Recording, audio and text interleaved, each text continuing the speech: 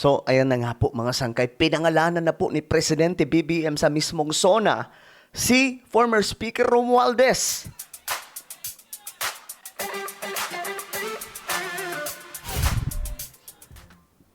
Guys, gusto kong itanong yung mga nagduda sa amin before. Nasaan na yung mga Nasaan na yung mga loyalista na nagdududa sa amin noon? 'Di ba? May mga noon, mga sangkay, pinagdududahan kami. Kesyo fake news daw kami. Ngayon, nagsalita na po mismo ang presidente natin. Okay? At ako, I'm not saying naman na guilty na po si former Speaker Romualdez, no? Siyempre, mag-aano pa rin yan. Titingnan pa rin po yan yung mga ebidensya. Pero ang punto kasi dito, pinangalanan na po si former Speaker Romualdez ng presidente sa mismo pang SONA. Ganong katindi, mga sangkay. Sobrang ang lala na ito. Ito, pakinggan po natin. Anyway, bago tayo magpatuloy sa mga hindi pa po dyan nakakapag-subscribe sa ating YouTube channel, alam nyo na po ang inyong gagawin. Subscribe nyo po para lagi po kayong updated dito. Sa mga nanonood po sa Facebook, i-follow nyo po yung ating Facebook page. Guys, ito po yung hinihintay natin, mga sangkay, na mismong galing na sa bibig ng presidente natin. Napapangalanan si Romualdez. At ngayon nga, mga sangkay, nangyari na. Pakinggan po ninyo.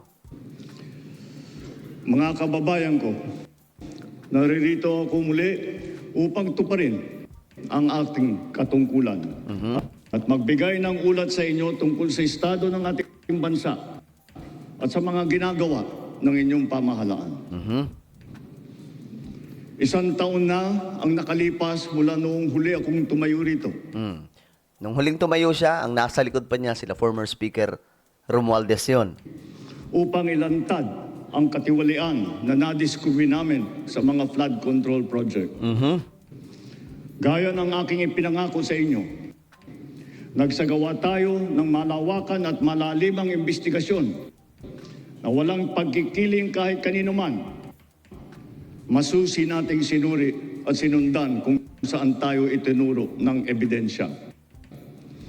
Lahat ng kailangan gawin ay ginawa natin upang matuntun ang punot dulo. Meron ng mga unang nakasuhan at nakulong.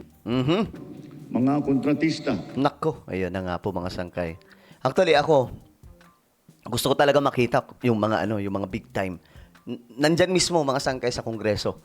Marami dyan. Pero, ito matindi. Pinsan niya po mismo to si PBBM, magpinsan po sila ni former Speaker Romualdez. Pero ayun na nga po.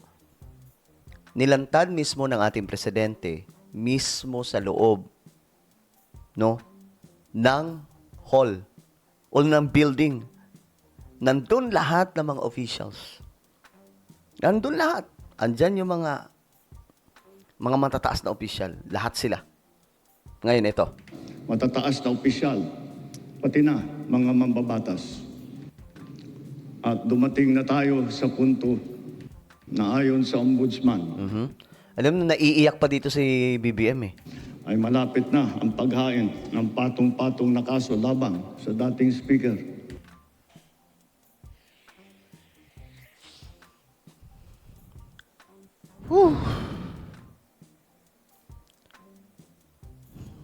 Wala Binitawan na po ni PBBM. Di ba nga, sinabi ko na sa inyo noon, tama yung duda ko Ayaw nyo kasing makinig. Di ba ayaw nyo kasing makinig sa akin? Yung mga loyalista dyan na nagagalit sa amin. O ngayon, ayan na, nilantad na po ng presidente natin. Ako hindi po ako galit kay former Speaker Romualdez. Pero siyempre, gusto po natin malaman ng totoo. At ako kasi, nahalata ako na kasi yung galaw ng ombudsman, sabi ko nga sa inyo, di ba, may nagkukumpas. Parang may approval na. Kasi, tingin ko talaga, may nakita silang ebidensya. May nakita silang ebidensya na magdidiin. That is why yan po ang nangyari. Gets nyo? O ulitin natin, baka naalimpungatan lang tayo. Ay malapit na ang paghain ng patong-patong na kaso labang sa dating speaker. Masakit man sa akin ito. Sakit man sa akin ito. Ngunit kailangan nating gawin ang tama. Kita niyo mga sangkay, naiyak pa po dito si PBBM.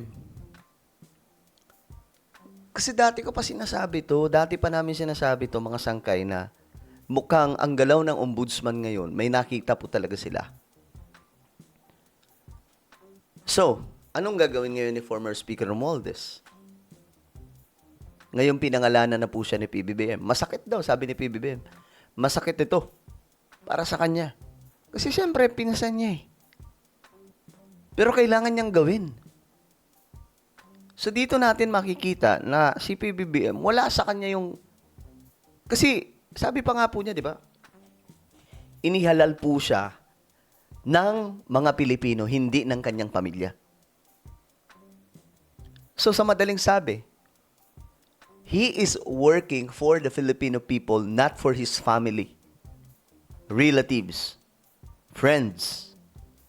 Kaya nga 'di ba, marami po siyang mga kaibigan. Ang ngayon nasaan na? Mga dating kaalyado, nasaan na? Ngayon, pinsan. Pinsan. Guys.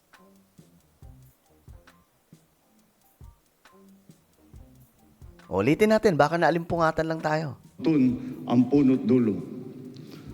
Mayroon ang gawin ay ginawa natin upang matuntun ang punot dulo.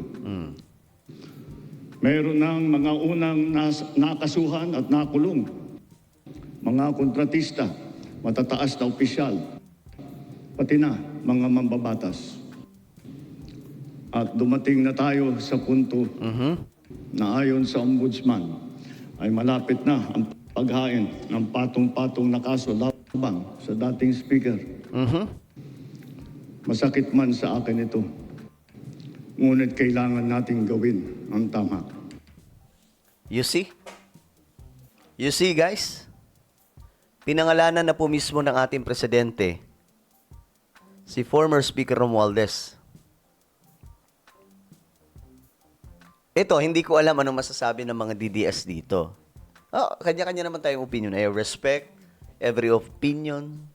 DDS man yan, Dilawan, loyalista. This is politics. We all know naman kung paano ano yung politika sa ating bansa. Pero, hindi ko alam paano i-rebat to ng mga DDS since andyan na, pinangalanan na. Ang next neto, papakulong. Sabi ng isa dito, kwentuhan lang naman eh. Pag pinakulong yan, kwentuhan pa rin ba? Ano pag pinakulong na? Ano masasabi nila? Ano ang rebat nila kay presidente? 'Di ba? Budol daw. What if makulong? Budol pa din ba? 'Di ba? So, sa madaling sabi, tama po. Hindi po tayo nagkamali. Ang nagkamali yung nag-judge sa atin. 'Di ba? Hinusgahan kami. Mga ano daw kami. Ngayon, mamili na yung mga vlogger at mga loyalista. Si PBBM o si Romualdez. Yan lang. Maraming salamat mga sangkay. Meron tayong YouTube channel. Ito po ay Sangkay Revelation. Hanapin nyo po ito sa YouTube ngayon din. Kapag nakita nyo na, i-click nyo po yung subscribe, i-click ang bell, at i-click nyo po yung all. Ako na po ay magpapaalam. Mag-iingat pong lahat. God bless everyone.